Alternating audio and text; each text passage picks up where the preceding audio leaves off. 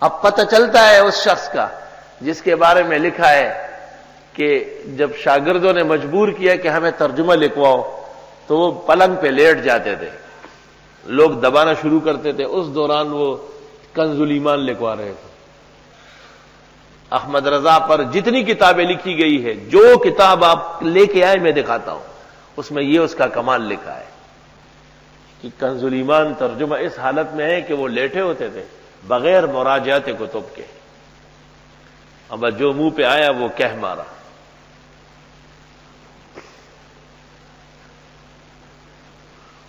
اس لیے 1400 سال میں جو قرآن کی تفسیر ہوئی تھی اس میں واضح تحریف کی گئی۔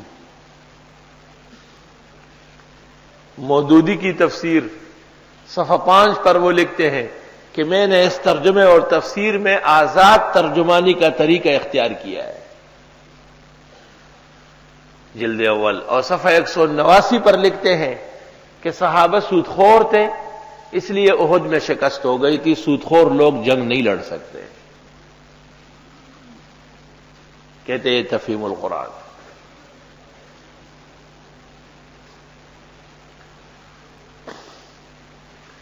اور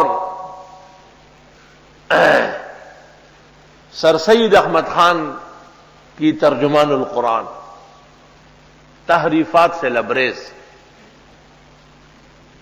کہتے ہیں میں احادیث کے نام سے جو گن موجود ہے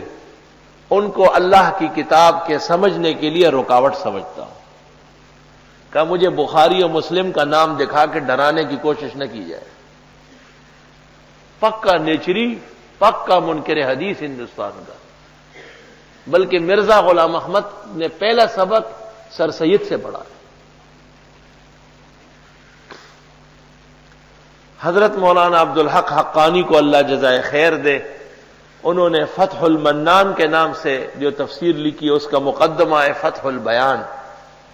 علماء ہند لکھتے ہیں کہ دنیا میں ایسا مقدمہ تفسیر کا نہیں، وہ حقیقت میں رد ہے سید احمد خان کا۔ تفسیر حقانی میں مولانا نے یہ بھی لکھا کہ اس دور کے علماء کا سید احمد خان کے کفر پر اتفاق ہے، بالکل شروع میں لکھا۔